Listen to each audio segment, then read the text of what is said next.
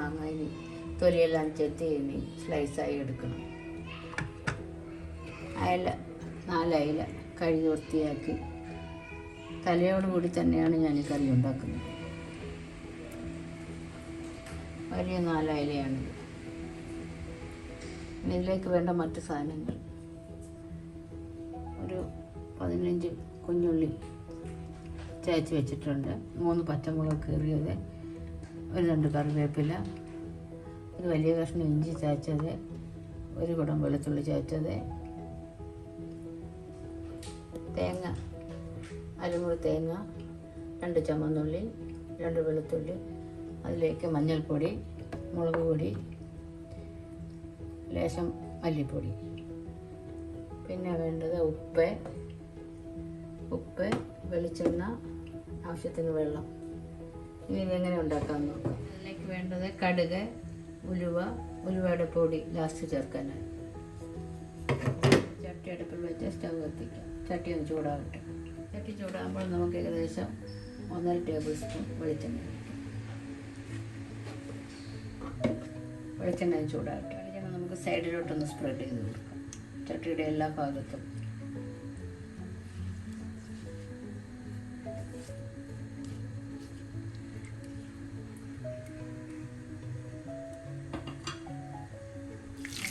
കൊടുക്കാം.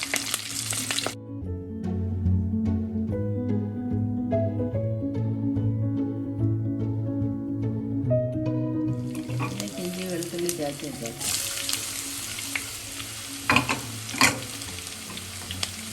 അത് ഇത് ഒഴിഞ്ഞിട്ട്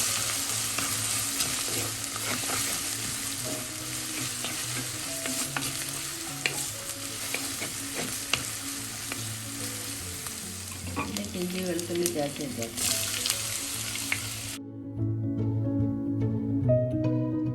അത് ഇത് ഒഴിഞ്ഞിട്ട്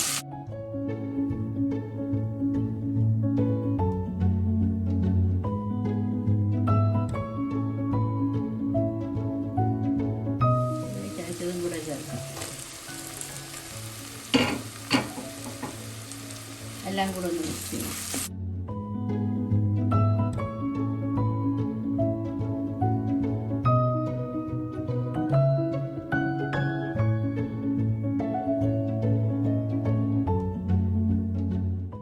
ഫ്ലെയിം ആക്കി വയ്ക്കാം.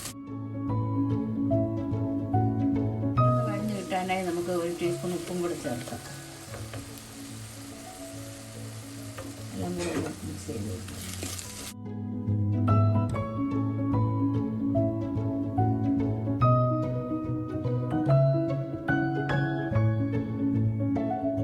ഉള്ളി വഴഞ്ഞ സമയം കൊണ്ട് നമുക്ക് അരപ്പ് തയ്യാറാക്കാം. മിക്സിയുടെ ഒരു ജാറെടുത്ത് 2 ചുവന്നുള്ളി, 2 വെളുത്തുള്ളി, അരമുറി തേങ്ങ,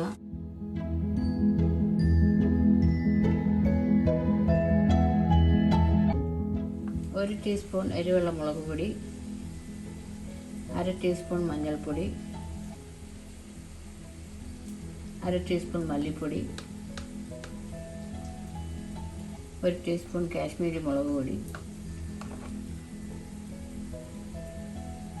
എല്ലാം കൂടെ ചേർത്ത് നമുക്ക് ഫൈൻ പേസ്റ്റായിട്ട് അരച്ചെടുക്കാം.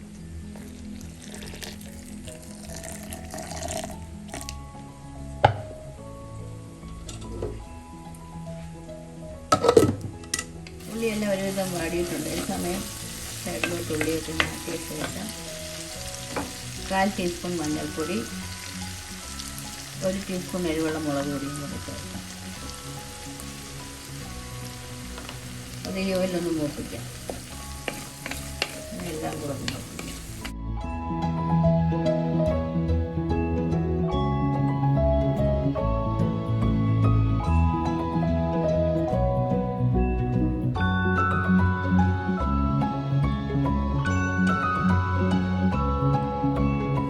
ചെറിയ തക്കാളി അരിഞ്ഞും കൂടെ ചേർക്കാം. ഇതോടൊപ്പം മിക്സ് ചെയ്യും.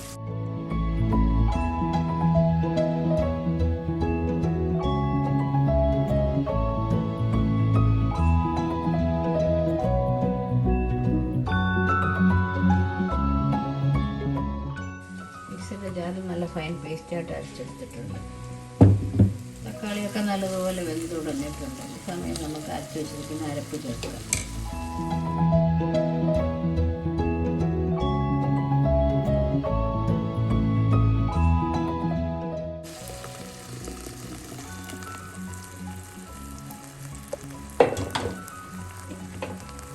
എല്ലാം കൂടെ ഒന്ന് മിക്സ് ചെയ്ത് കൊടുക്കാം.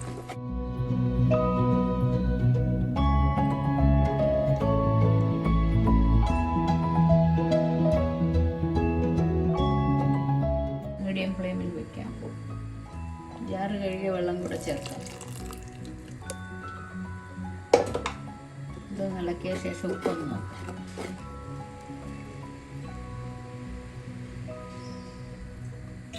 ഉപ്പ് കുറവാണ്.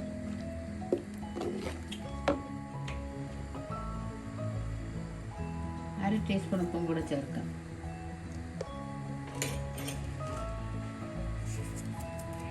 കറി ഒരു തിള വരുന്നതിനെ അടച്ചു വയ്ക്കാം. കറിയൊന്ന് തിളക്കട്ടെ. കറി തിളയ്ക്കാൻ തുടങ്ങിയിട്ടുണ്ട്. അങ്ങനെ നമുക്ക് മാങ്ങ ചേർക്കാം. മാങ്ങ ചേർത്ത് കറി ഒന്ന് ഇളക്കി കൊടുക്കാം. അതിനുശേഷം നമുക്ക് അയലമീൻ ഓരോന്നായി പെറുക്കിയിടാം.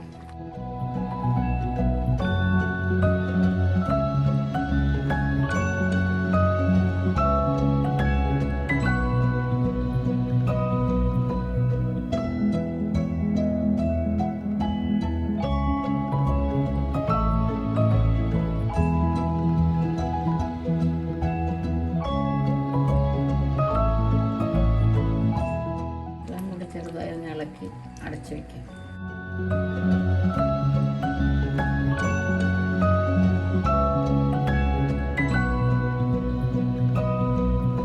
മീഡിയം ഫ്ലെയിമിൽ ഒരു 10 മിനിറ്റ് വേകട്ടെ. ഇടയ്ക്ക് തുറന്ന് നമുക്ക് ഇളക്കി കൊടുക്കാം. ചുറ്റിച്ച് കൊടുക്കാം. കറിയുടെ അടപ്പൊന്ന് തുറക്കാം.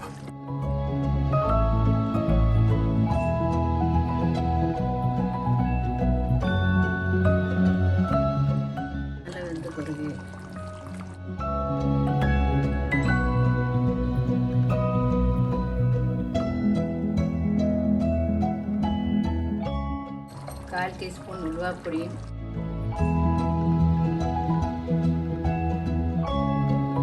കറിവേപ്പിലയും കൂടെ ചേർത്ത് 1 ടീസ്പൂൺ വെളിച്ചെണ്ണയും കൂടെ ചേർത്ത്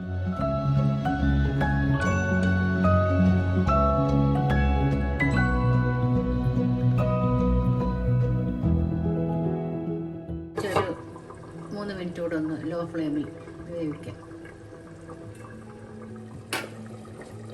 പാത്രത്തിൻ്റെ അടപ്പ് തുറക്കാം. മീൻ കറിയെല്ലാം നല്ലതുപോലെ വറ്റിയിട്ടുണ്ട്. തേങ്ങ അരച്ച അയല മീൻ കറി, മാങ്ങ ചേർത്ത അയല മീൻ കറി റെഡി. തണുത്ത ശേഷം നമുക്കൊരു സെർവിങ് ബൗളിലോട്ട് മാറ്റാം. എൻ്റെ വീഡിയോ ആദ്യമായി കാണുന്നവർ ഇഷ്ടപ്പെട്ടാൽ സബ്സ്ക്രൈബ് ചെയ്യുക. മറ്റൊരു നല്ല റെസിപ്പിയുമായി വീണ്ടും കാണാം.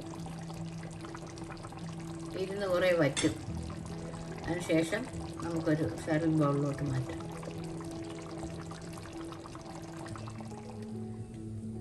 തേങ്ങ അരച്ച അയലമീൻ മാങ്ങ കറി റെഡി. നമുക്കൊരു സെർവിങ് ബൗളിലോട്ട് മാറ്റാം.